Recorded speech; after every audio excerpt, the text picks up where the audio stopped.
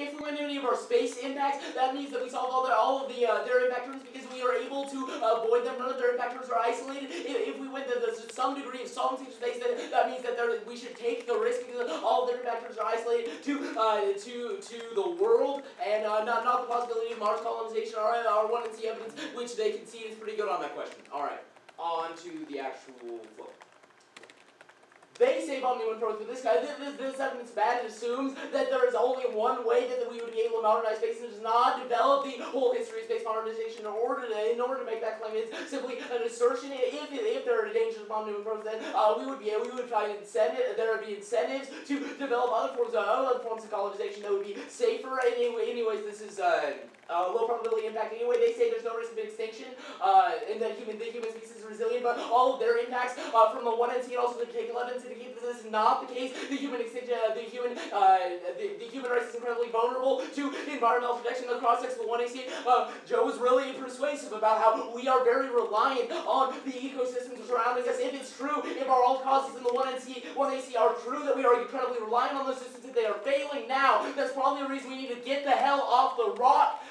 They say that, they say that asteroids can be deflated, but that is not the only impact scenario that all of our evidence isolates. Also, there's no definable way that asteroids would be able to be deflected in a 100% probable way. It means there's still a risk of the cumulative risk of all the potential risk factors for extinction right now, especially when they're conceding that biodiversity is fucked now and that is killing everyone on Earth is pretty bad. They say that we can't solve any of these impacts, but we should take the risk anyway. That's above. They say space causes disease, but tech would be able to solve that. The incentive for the economy would be able to, in a world of economic growth, would be able to solve diseases. The process of the 2AC also establishes the evidence is bad, and it's talking about food poisoning returning to Earth. We're talking about Mars colonization, which would not return to Earth. Also, their evidence about this also contradicts their evidence about resiliencies when they say it leads to extinction. That's also a reason we need to develop space technology. That'll be later. They say, okay.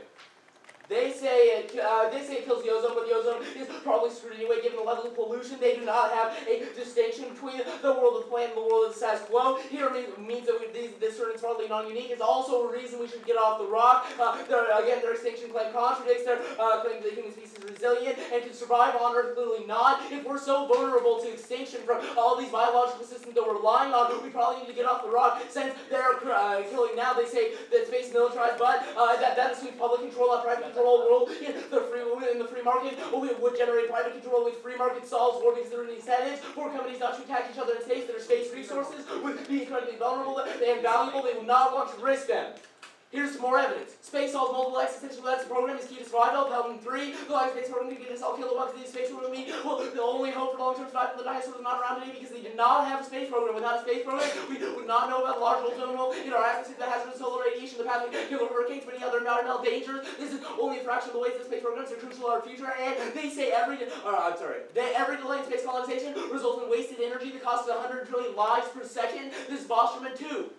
Our great common endowment and entropy is being irreversibly degraded into entropy on a common scale that their resources that advanced civilization could have used using consideration for the recent increase of entropy. The loss of potential human lives around galactic supercluster is at least 10 to the 46th century delayed colonization. The potential for approximately 10 to the 38th human lives is lost every century. The colonization of local supercluster is delayed, or equivalently about 10 to the 31st potential human lives per second, even with the most conservative estimate, assuming a biological implementation of all persons, the potential for 100 trillion potential human beings is lost for every second of postponement of colonization of our supercluster. And space colonization will check government tyranny and ensure the survival of civilization by checking corrupt government power. It was for freedom will be greater in space. However, the other side of this freedom on Earth is very limited. The more limited freedom will be arriving no outlet in space or no chance of technological power. Suddenly, space solves this problem because it will not only allow people to move away from power systems, but also provide extra shock to the system. The shock will act to check their power governments. The less exploitative will likely have better economic more immigrants, more talented people, and less strong instability. A stronger military is absent.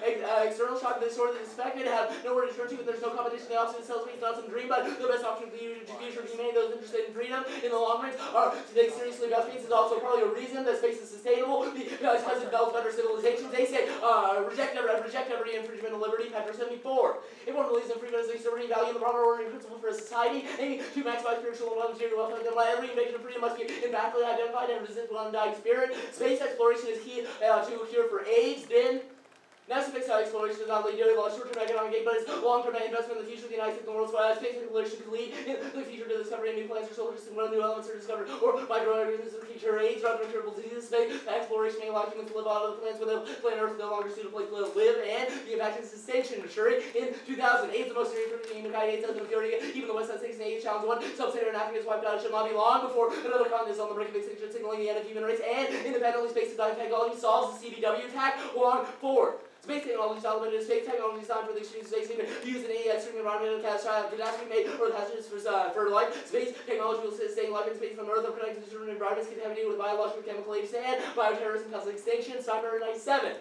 A lethal pathogen that could effectively spread from one victim to another will be capable of initiating an intensifying cascade of disease among ultimately threatening the entire world population. 1918 influenza epidemic demonstrated the potential for a global contagion of this sort, but not necessarily its outer limit. And space production is key to environmental protection. Solves pollution, provides energy. Asimov 3. Another kind of structure now space is factories. There's no reason why a good proportion of our additional factories can be planted in orbit. Space is a very unusual properties that may be helpful to us. There are many things we can do in space we can only do with typically fall on Earth. When we have a factory in space and avoid unavoidable pollution that releases can be discharged into space, we are in danger of poisoning the entire atmosphere. We may use casually releasing pollutants in space that we may gradually poison all the space around us. However, that won't happen for not only space, literally millions of times more voluminous than the biosphere, but because of something called the solar wind sun emits speeding particles in every direction. The solar wind will push the pollutants out into the solar outer when there's trillion times more room than is Earth's neighbor. People view industrialization as the source of the Earth's pollution and desecration that certainly can only advocate when we give it up. This is something we can't do. The idea is not to get rid of industrialization, but to move it somewhere else. This is important because it solves all of the alternative causalities. The debate means we are the people, by getting into space, who solve the environment. That's one AC extinction impact, which is conceded. Are you? I'm sorry.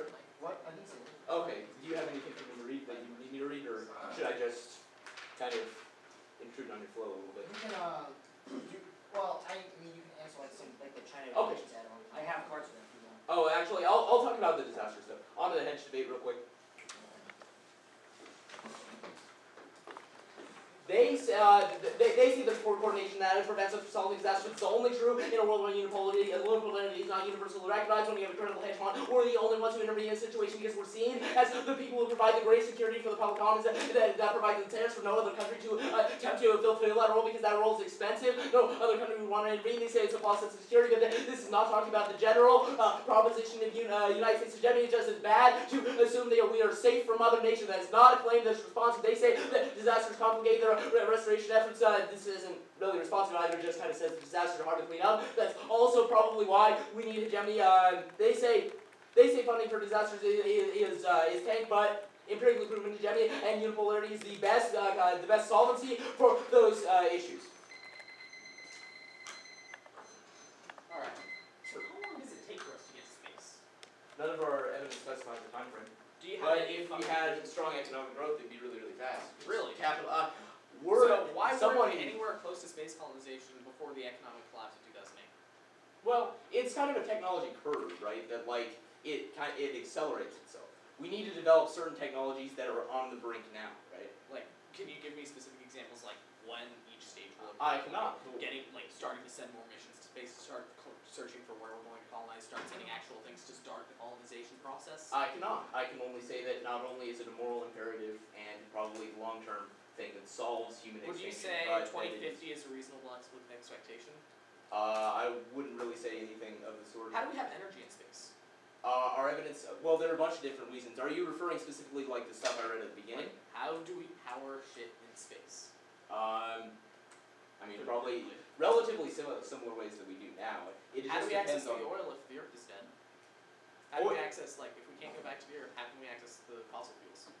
Well, this isn't an immediate transition. We could do things like ship resources. Also, the advent of space-type technology space would travel lead requires to a the lot- technological innovation hold on a that second. might.